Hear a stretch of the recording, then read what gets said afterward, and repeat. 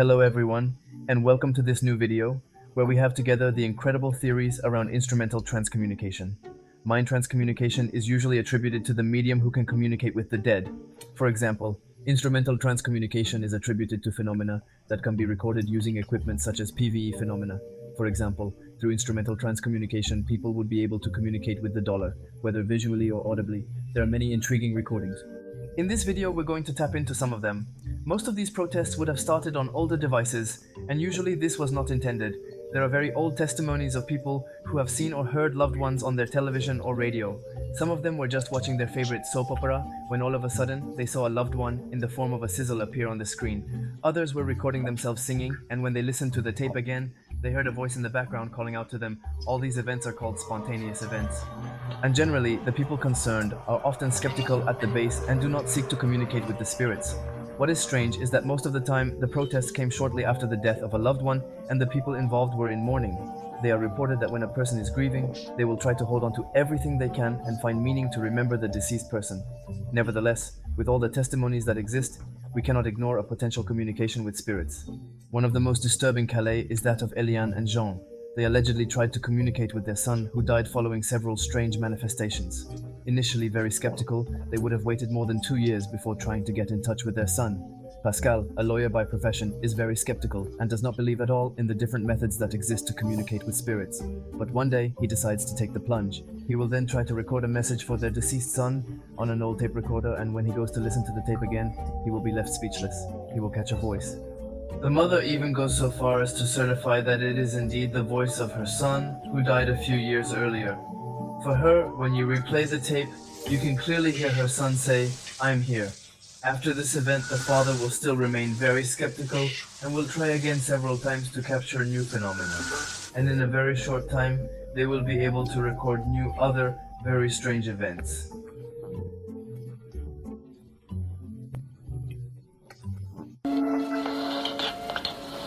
They will even go so far as to share this experience with many other people, and in just 20 years, they will receive over 500 voice messages from beyond.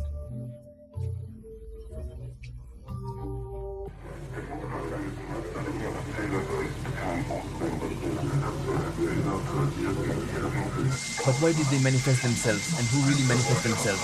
Specialists will try to look into it to find out if these are really deceased people.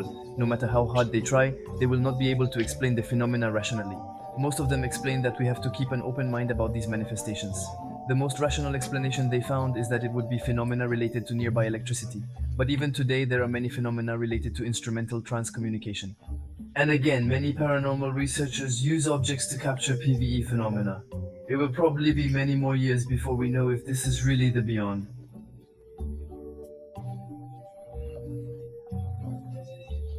Nowadays, there are many books or movies that report paranormal phenomena, and many people would like to be able to communicate with the beyond.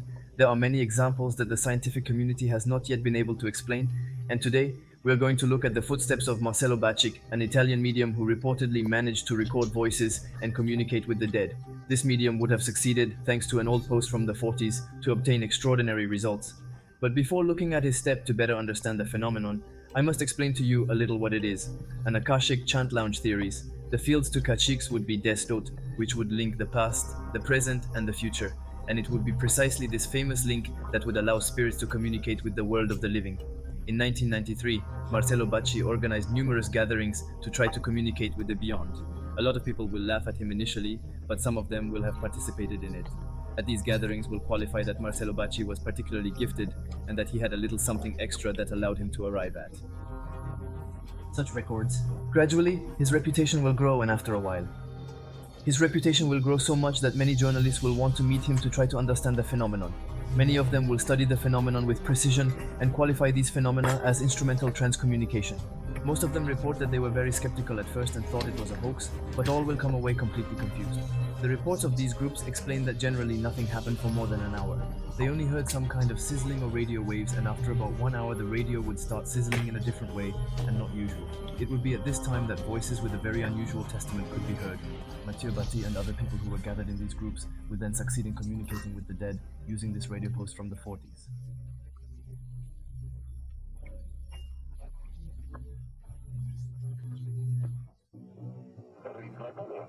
During one of the investigations that were carried out, Marcello Batti will go even longer. He will try to carry out an experiment to prove that they are indeed people who communicate from the beyond. He allegedly addressed the voice and asked it to name the people in the room, and the voice managed to name different names.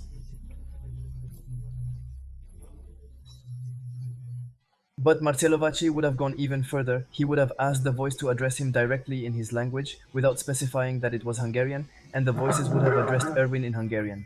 It is this phenomenon that would be considered the most extraordinary for the scientists present. They will not be able to give any rational explanation for what has just happened.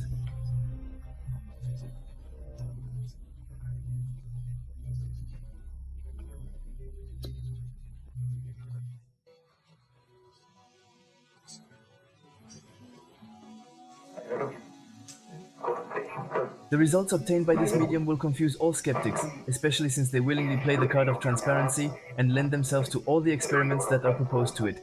During experiments conducted by sound engineers and other electronic engineers, he will manage to make contact with the beyond, and one of the engineers will then remove the plug to make sure it is not a hoax. Everything would then have been extinguished, but the voices would have managed to continue speaking for several minutes. Unfortunately, they too will not be able to give rational explanations for what is happening. They will describe the phenomenon as totally inexplicable by the laws of physics that we currently know. Many people will have even dissected his device to make sure they can't be a scam, and not only will they not find an answer, but they will not be able to prove that it is a hoax. Whatever happens, Marcello Bacci continued his business for more than 60 years. 60 years during which he would have returned with many people from the beyond. And today, unfortunately, Marcello Bacci has stopped transcommunication. No one has been able to determine how he did it, and no one has been able to replicate what he did. His mystery therefore remains unsolved, and for all the people who crossed his path, he will remain a vast enigma.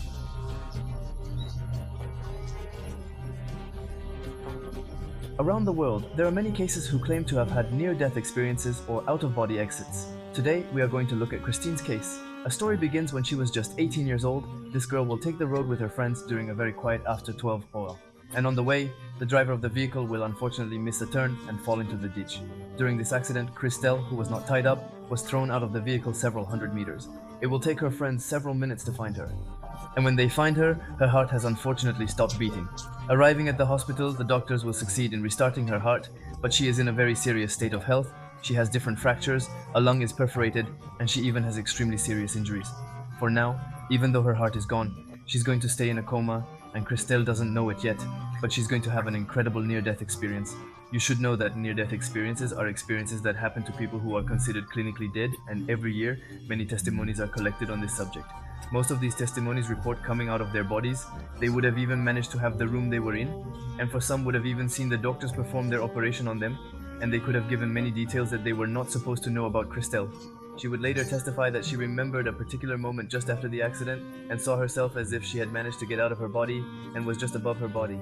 At one point she would have managed to get her friends who were very sad around her body, and she would have tried to communicate with them without success. That's when she realized she was dead, and that's probably why her friends couldn't hear her. But her vision is not going to stop there, because according to what she says, she would also have a vision when she entered the operating room. He would have seen the different doctors performing the operation on her body, except that at one point she would have seen a strange white light, and it would be at that time that light would have grown until it took the entirety of her field of vision. He could see nothing but a blank screen, but she could still feel a rope slipping through her hands. Terrified, she would have grabbed it and started shooting as hard as she could. She will still remain in a coma for more than a month, and one morning, when her father goes to take her hand, she will then pull him very hard and wake up as if her father's hand were the rope that had allowed her to get out of there. What is very strange is that is the exit her coma. She will not remember all her life before. However, she will have many memories of what happened during her coma in the hospital, but also after her accident, and his testimony will remain very mysterious. She will arrive to give several small details that she was not supposed to know since she was in a coma. Currently, there are still many people who are looking into cases of imminent death, but they have not yet managed to give rational explanations, and it is still impossible to say whether it is simply a phenomenon produced by the brain or whether it would really be leaving the body. Moreover, this phenomenon would have occurred in all types of regions, in different places in the world, whatever their religion. Most people that happen though, and it's not even the phenomenon. And for the moment, only the testimonies that we manage to collect on these phenomena of imminent death are the proof of an exit of the body. It will surely take a long time. Prior to that Science can explain it. We reached the end of this show. episode, I hope you enjoyed it. Feel free to tell me in the comments, and if you have other topics like that you want me to cover it in my next videos though. Are you interested in myths and legends? Watch all my other episodes. You can like, share, and subscribe, especially in a future video. What is fire? Peace out.